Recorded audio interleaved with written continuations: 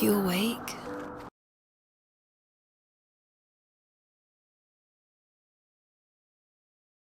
I thought I heard you get up. Yeah, I'm awake. Sorry, I just can't sleep. Are you thinking about him? Yeah, a bit. Usually get back to sleep, my love. I'm fine. No, it's okay.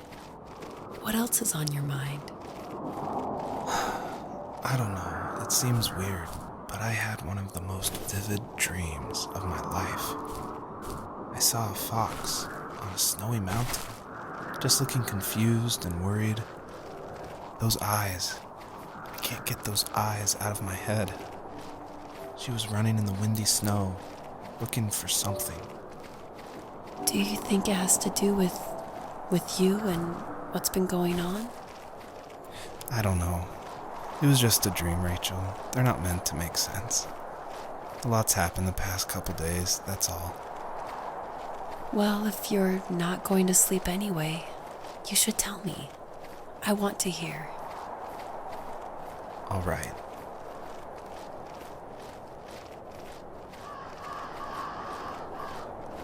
So, not far from her home, she followed that path to something unexpected.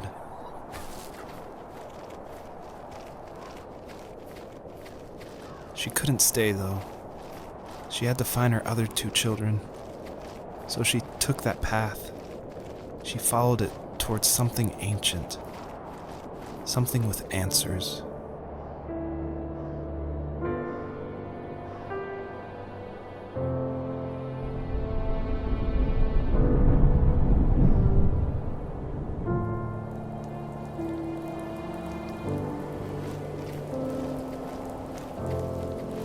The fox looked high and low, searching for any sign of her cubs.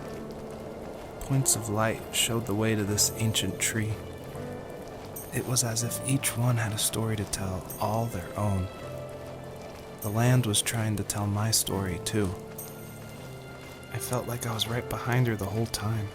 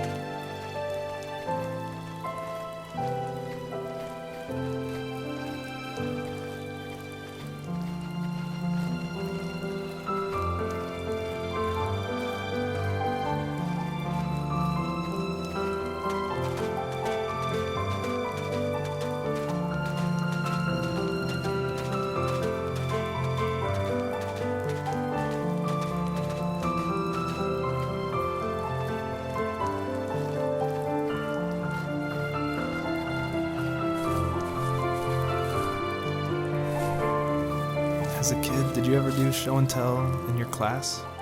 Yeah, I think I only did it once, when I was in the 4th grade. You know how my life was around then. I wanted to show my class what helped pass the time and distracted me, so I brought a dozen paper cranes I had made. I think I told everyone how badly I wanted to be a bird and fly, embarrassingly enough. Don't be embarrassed. Every kid wants to fly. For me, it was another toy from my dad, a wooden boat. I remember guarding it so carefully in my hands as I walked into class. When I sat down, a group of boys immediately made fun of it. They asked which trash can I found it in, or why an ugly log was my favorite toy. When I got up, I didn't even want to tell them my dad had carved it. I said it was a joke gift my friend had given me. Kids can be so cruel. Some of them are.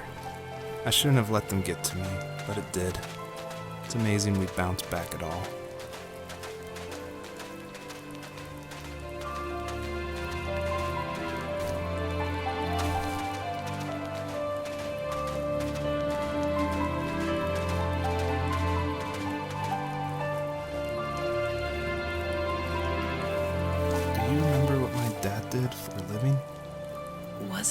like a lumberjack?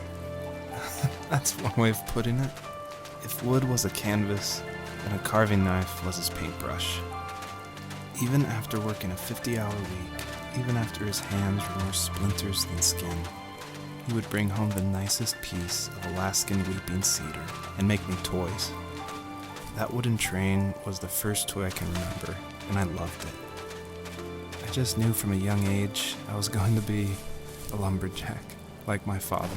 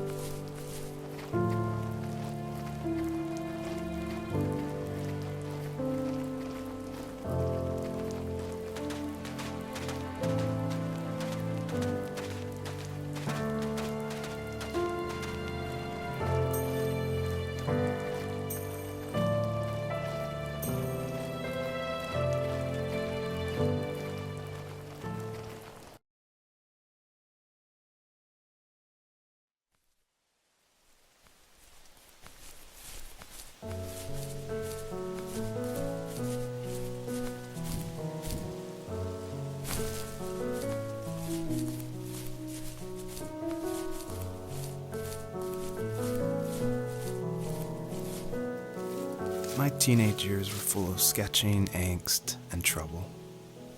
I wasn't popular or unpopular. Maybe just forgettable.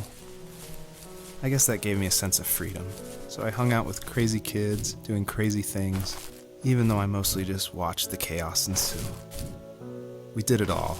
Put fireworks in mailboxes, hide roadkill in people's garages, break windows of the barber shop in Anchorage. My dad was furious, but he was so busy working he couldn't do much to stop me from going out. I think being an adult means there's no one to stop you making hard decisions. He had to make a living, and he couldn't be in two places at once. Yeah, I realize that now. But at the time, I was sure he was more interested in growing his business than what was going on with me.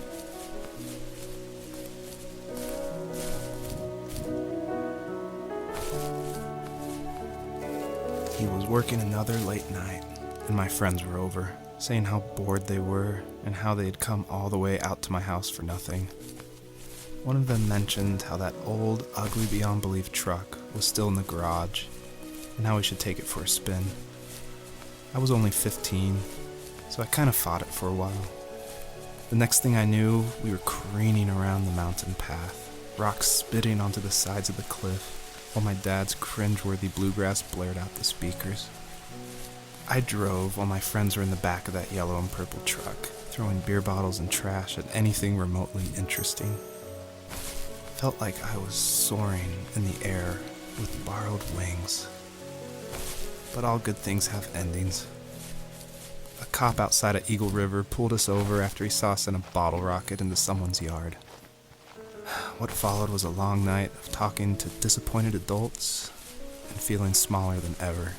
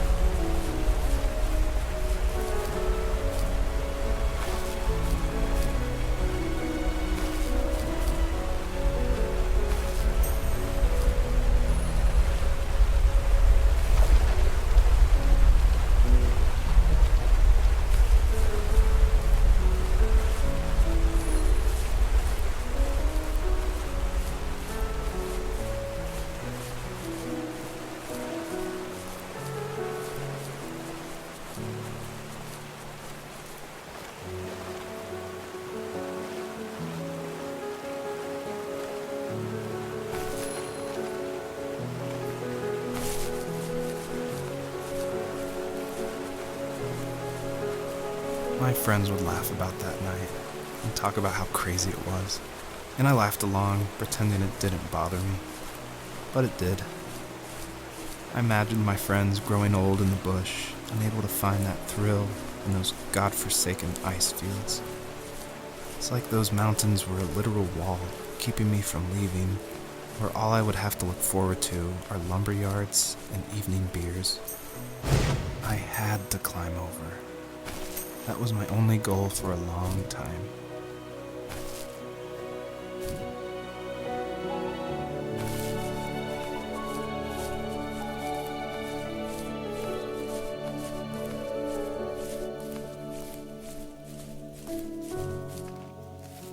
If there was some way I could take my love of drawing and turn it into a way of escape, nothing would make me happier. I wanted to create instead of tearing trees down. I wanted to move to the lower 48, not because I hated it there in Alaska, but I hated the idea of it. It's like all of that spite inside me had created this monster which followed me around my whole teenage years. I put so much energy into doing what others didn't expect of me. Why did I do that? There's one fact you're forgetting, though. If you didn't have that fire in you, we probably would have never met. You're absolutely right. Maybe the destination is all that matters in the end. But then why am I awake?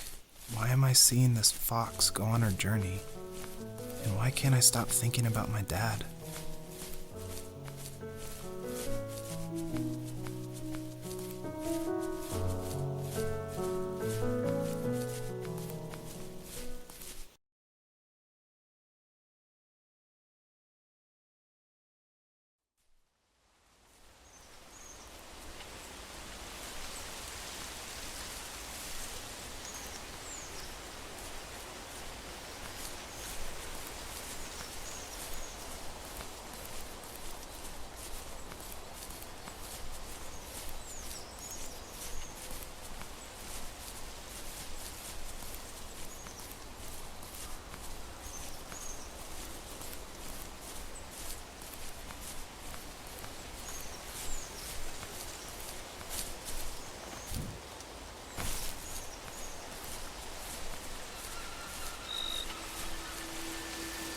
Even at my most distant, at the times when I detested him the most, he kept reaching out. For a year straight, he asked me every week when we were going camping. I thought he was just dense. Eventually, to shut him up, I agreed. We carried out the worn lawn chairs from the garage and set up a cinder block campfire at the site we'd always used behind the house. We walked down the mountain path, talking in the warm sunshine we only got a couple months of the year. Those 3 obsidian rocks shimmered alongside the shore, almost like sparklers pressed against a dark window. I'll never forget that wet stone on my feet, or how those massive mountains looked even bigger in the lake's reflection. I felt small, but grateful. As the sun set, my dad found something I hadn't seen for a long time. The tree where I'd made my first carving when I was 6. I hadn't even carved it. My dad had helped me, but I still called it my tree. Something about seeing my name there made me open up, and we talked about everything that night in that old camouflage tent. I told him how much I love sketching and design, and how it would be a dream to study architecture in Seattle. I told him how I didn't get along with my friends much anymore, but that I didn't mind being alone.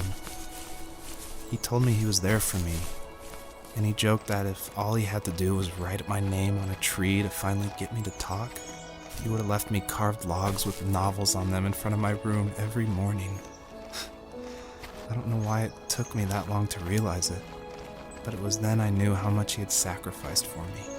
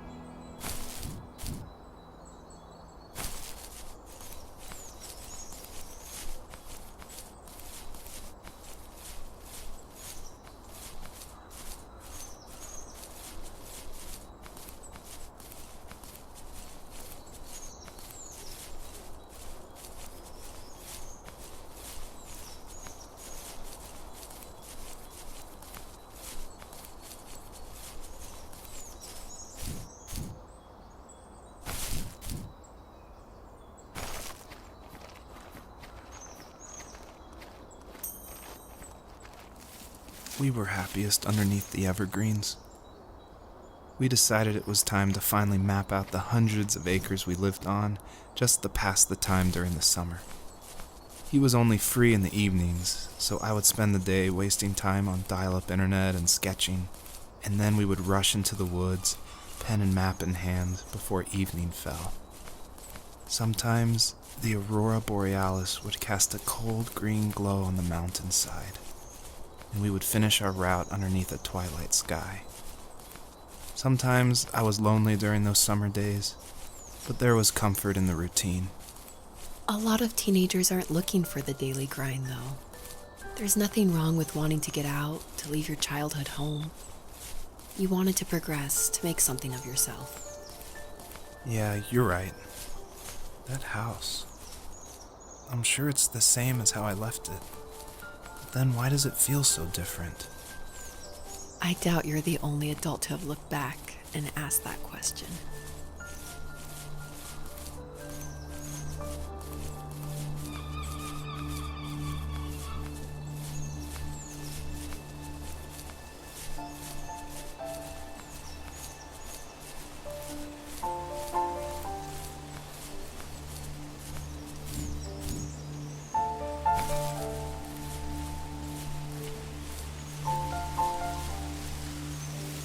My dad built a lot of stuff in his free time. If he wasn't watching fly fishing or reading Tom Clancy novels, he was carving something. He made tons of birdhouses. Not that he was into bird watching, but I think he really missed working and adding on to the home. If he couldn't afford the time to build onto our own house, he would have to settle with watching birds move into their little homes. We kept an old mattress in the bed of that ugly yellow truck, so we would drive it deep into the woods and then watch the birds fly into their houses while the sun set. Usually it was accompanied by venison jerky or a cold Coke, but not a lot of talking, which is how we both liked it.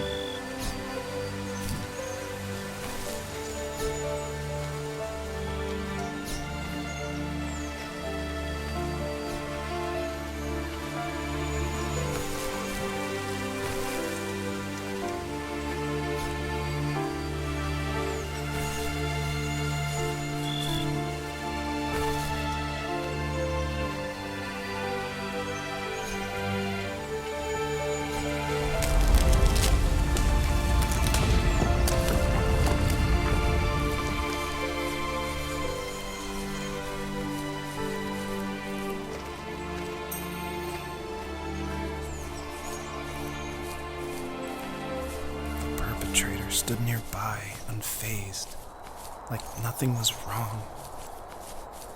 My dad is dead, and he's never coming back, Rachel. I can tell you these stories, but I can never reminisce with him again. He can never hold a grandchild that we'll probably never be able to have. I can never talk to him again, and I'll never be able to say I'm sorry for everything.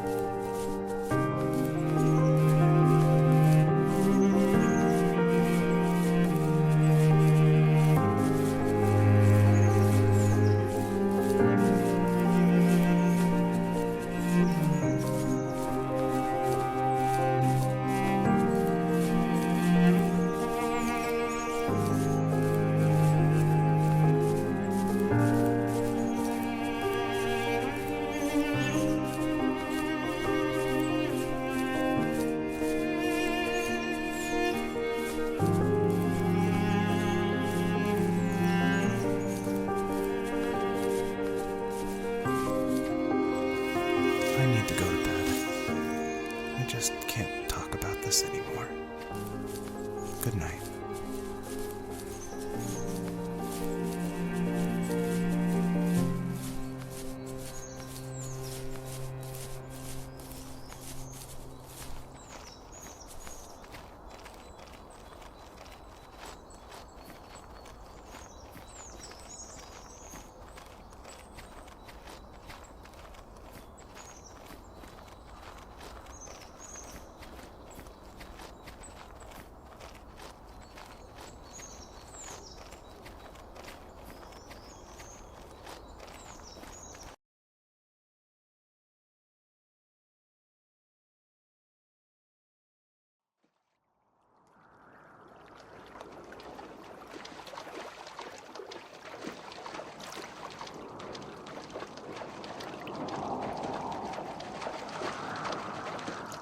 Joseph, you can't go to sleep feeling like this. I'm sorry for everything, and I know you need space, but I'm here for you. You don't need to feel so lost. Joseph, have I ever told you what my mother was like?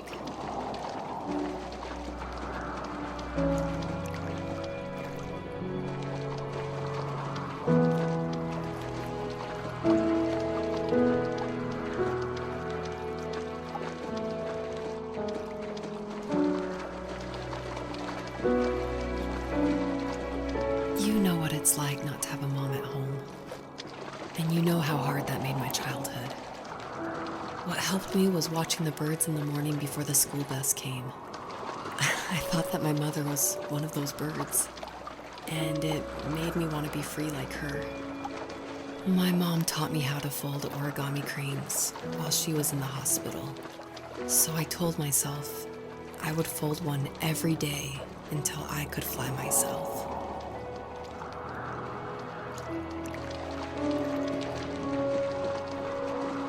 I think we both have always loved animals, and for me that love started with a dog. Sometimes this Rottweiler would come up to our property line and wait at the fence for me, but only once in a while. I was sure to check every day immediately after school, and it usually ended in disappointment.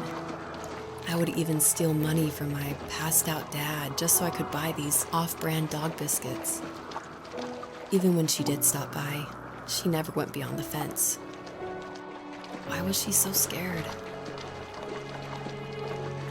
I think my dad was the opposite of your dad in almost every way, except he was in the military as well.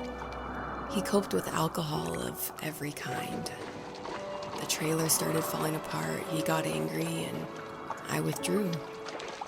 More and more I became the weird, quiet kid who made lots of origami birds and carried dog biscuits around. I think we were pretty similar when it came to being the weird kids. And that same sincerity in college was one of the reasons I was so drawn to you. Life got worse and worse, and at one point, I really didn't think I could survive another day with my soul still intact. I had no real friends, let alone neighbors, since we lived in the middle of nowhere. I should have talked to my teacher, but I was scared what he would do if he found out. As I waited for the school bus one morning, I walked around until I found something in an abandoned shed. Something I can't put into words. I summoned courage I didn't know I had, and I broke into my dad's room and found the key to the shed where he had locked my bike. I'll never forget that feeling.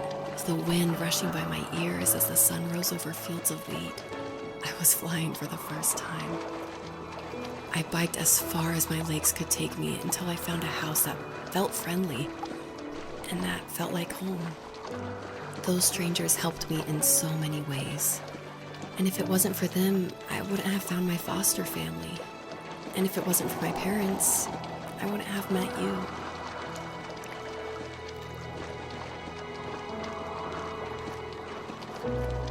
You have strength, Joseph, and you're not as alone as you think. It's all just so pointless, just waiting for life to happen. It's like having the home I always wanted is cursed out of my reach. The thought of being a parent myself, how could I do that when I couldn't even be a good son? I'm sorry, I know what you're saying. I just don't know how things will work out. These quiet hours will turn into years, and we'll wonder which roads passed us by. Then we'll forge a new road together. Besides, I discovered for myself that one fateful morning where any hopeful road leads to. There may be thorns and mist, but it always leads to the same thing. And what's that? Family. I'm so glad that you're part of my family, Rachel. And I'm glad you're part of mine.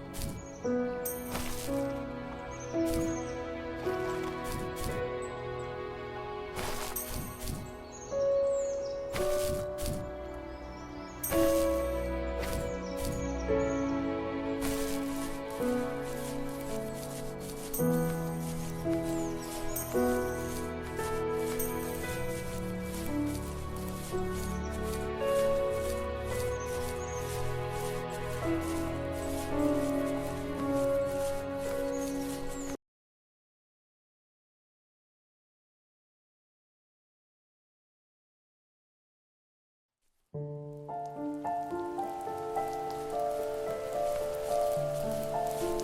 fox knew her last cub would be waiting for her at the first tree. She was almost there. The rain cascaded onto the jade valley where the entrance to the tree was. Life was protected there, because that's where life began. It was now only a mother and a daughter left. Items from my life still dotted the ground as she moved closer to her destination and destiny.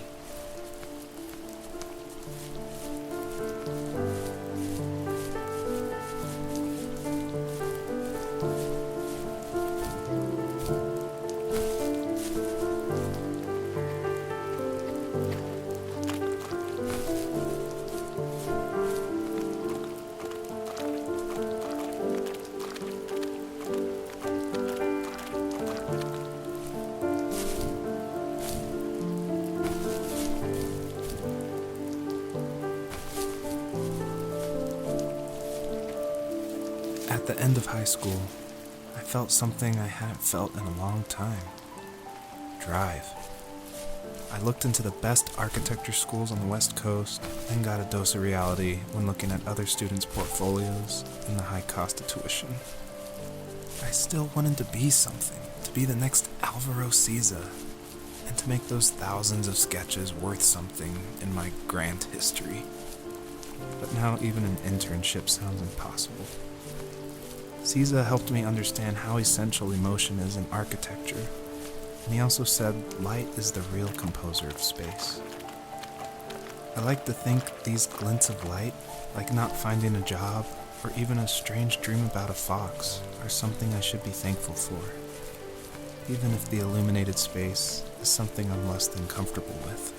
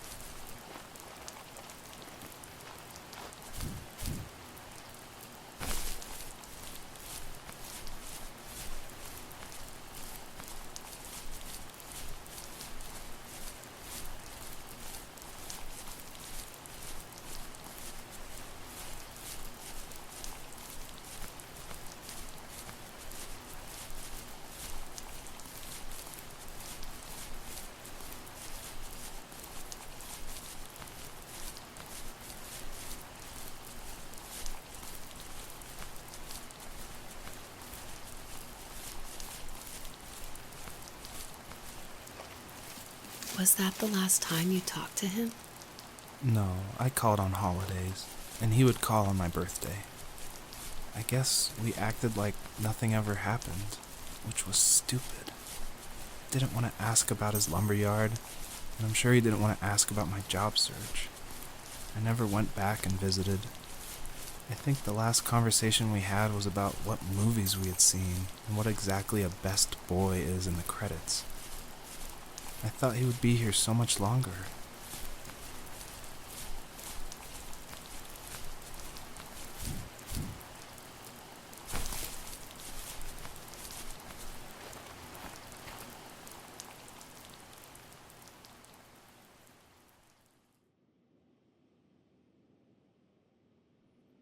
In the distance, the first tree illuminated the wasteland. She couldn't go home anymore. She did the only thing she was capable of: moving forward. My dad died alone in the middle of the wilderness. I should have been talking to him more. I should have done a lot of things differently. If the first tree on Earth brought life with it, if it taught the birds to sing and fly and showed saplings how to grow, what could it do for us?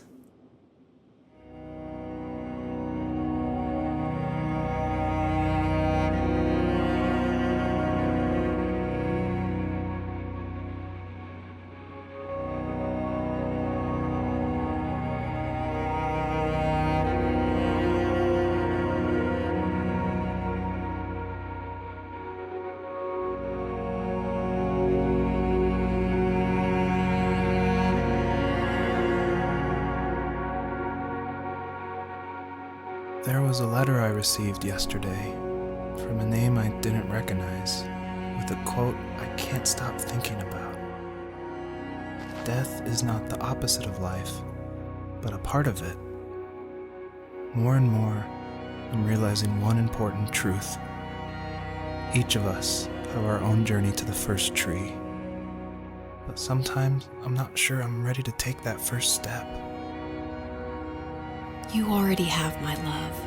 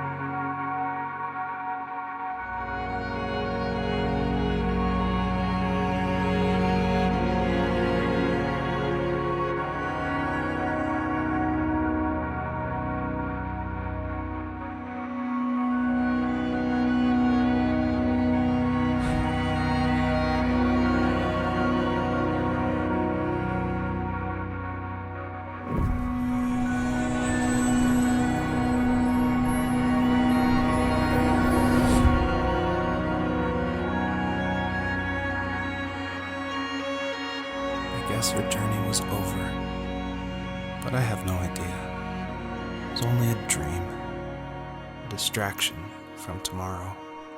I don't think dreams normally bring back to memory so many important feelings. Maybe it was just a dream, but it was also a gift. Yeah, I suppose. But tomorrow we're getting on a plane to the last place on Earth I want to be. The only person that would have made the trip worth it is gone. You're going to see him and be with him one last time before you say goodbye. I have one last quote for you by Emerson. sealed in an imaginary letter from me to you. It is the secret of the world that all things subsist and do not die, but only retire a little from sight and afterward return again. Go to sleep, my love. We have a big day tomorrow, but I'll be there with you every step of the way. Thank you. Thanks for listening. Good night, Rachel. Good night, Joseph.